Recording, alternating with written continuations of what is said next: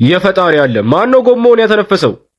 ይኸውልህ ይሄ ሰውዬ በጣም ሀብታም እንደሆነ አውቃለሁ። ስለዚህ ጎማው ማስነፋት ከፈለገ $1000 እንጠይቀዋለን። በነገራችን ላይ መኪናው በቆመበት ጎማውን ያተነፈስኩት እኔ ነኝ። አየ ብላቴን፣ አሁን እኮ በቃ ሰውየው ጎማውን ካስነፋ በአመት የምናገኘውን $1000 ዛሬውኑ እንቀበለዋለን። ግን ምናልባት ከተከራከረ ትንሽ አስተያየት እናደርግለታለን። ምን ታስባለህ? አይ ኮጆ፣ በቃ አንተ ተንኮል መስራትን አታቆምም አይደል? ግን የሚሳካልን ይመስለኛል። በቃ ለማንኛውም ከተሳካልን እድላችንን እንሞክር። ሰላም ነኝ ወንድም፣ ምን ልርዳህ? እባክህ የመኪኔ ጎማ ተነፈሰ። እንዴ ታዲያ ይሄ እኮ ለኛ በጣም ቀላል ነው። በአንድ ደቂቃ ጎማውን ወደ ቀልቡ እንመልሰዋለን። እሺ በቃ አሁኑኑ ይሄን ጎማ ንፉልኝ።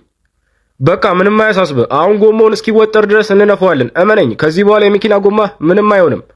በቃ እንደውም ጎማ መተንፈስ አንተ መኪና ላይ ታሪክ ሆኖ ይቀራል። አለቃ ጎማው በጣም ይወጠር። አዎ በደንብ ይጠንክር። እሺ ክፍያው 1200 ነው፣ ግን ላንተ $1000 አደርግልሃለሁ። ሰውዬ ምን እያልክ ነው? ያማዋል እንዴ? ማን ነው የሚደውለው? በቃ ዛሬማ ይቀናኛል። ዋው እንዴት ደስ ይላል። አሁን $1000ን እንደተቀበልኩ ይሄን ስራ ትቼ በብሩ የራሴን በጣም አሪፍ ቢዝነስ ጀምርበታለሁ። ከዛ የኔ ድህነት ያበቃል ማለት ነው። ፈጣሪ ሆይ በቃ እንደ ቀልድ ህልሜ በቃ እውን ሊሆን ነው ማለት ነው። ሃሃሃ ደስ ሲል።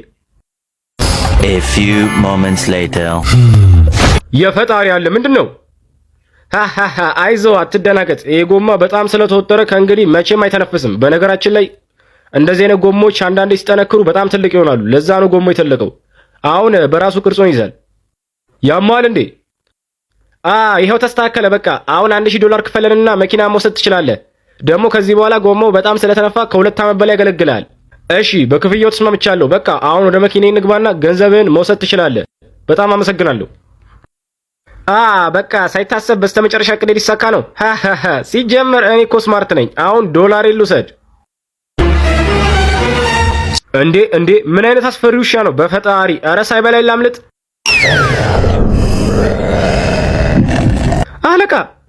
አለቃ የዛሬን ብቻ ማረኝ እባክህ፣ የዛሬን ብቻ።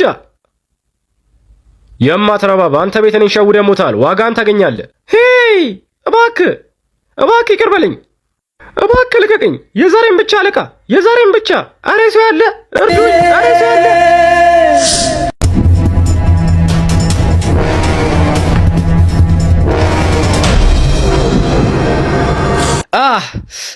ወይኔ በእነዚህ አደገኛ ሌቦች ለትንሽ ተይዤ ነበር። በፈጣሪ ቆያው ምንድነው የሚሻለኝ? ሲያናድድ መጀመሪያም ከእነዚህ አደገኛ ሌቦች 10,000 ብሩን መበደር አልነበረብኝም። እነዚህ አረጣ በዳሪዎች እኮ ከአንድ ወር በፊት የተበደርኳቸውን 10,000 ብር ልሰጣቸው ጊዜ በአንድ ወር ውስጥ 70,000 ብር ወልዶ አሁን ያለበት 80,000 ብር ነው ይላሉ እንዴ? ግን እንኳንም አመለጥኳቸው እንጂ ዛሬማ ይገሉኝ ነበር። በቃ አሁንም ሳያዩኝ በፊት ከዚህ አካባቢ ቶሎ ብዬ መጥፋት አለብኝ። ቆጆ ከተደበክበት ውጣ፣ ካልሆነ ግን በአንተ ምክንያት ሌሎች ንጹሃን ሰዎችን እናግታለን። እንዴ ወይኔ እነዚህ አደገኛ ሌቦች ይቺን ቆንጆዬ እያፈኗት ነው። ይቺን ቆንጆማ ከነዚህ ሌቦች እንዴትም ብዬ ማዳን አለብኝ።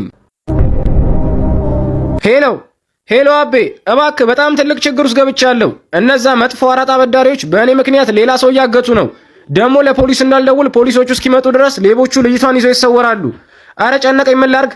ይኸውልህ ኮጆ፣ በአንተ ምክንያት ሰው መጎዳት የለበትም። ስለዚህ ሌቦቹ ችግራቸው ካንተ ጋር ስለሆነ በቃ ሌላ ምንም አማራጭ ስለሌለ ቶሎ ብለህ የሆነ መላ ፍጠርና ልጅቷን ከሌቦቹ አድናት፣ ፍጠን። እንዴ ምንድነው ነገሩ? እነዛ ሌቦች እቺን ቆንጆ ለቀቋት ማለት ነው? ቆይ ላናግራት። ሰላም የኔ ቆንጆ፣ እነዛ ሌቦች ለቀቁሽ እንዴ? እኔ እኮ ያገቱሽ መስሎኝ ላድንሽ ነበር የመጣሁት፣ ግን በጣም ይገርማል። እንዴ ሌቦቹ ለቀቁሽ? አንተ ደግሞ ይህንን የመሰለ ውበቴን አይተው ነዋ። ዋው የኔ ቆንጆ፣ ውበትሽማ አይደለም እነሱን እኔን ራሱ ቀደም እንደዛ እርዱኝ እያልሽ ስጮይ በውበትሽ ፈዝዤ ጩኸትሽን አልተሰማኝም ነበር።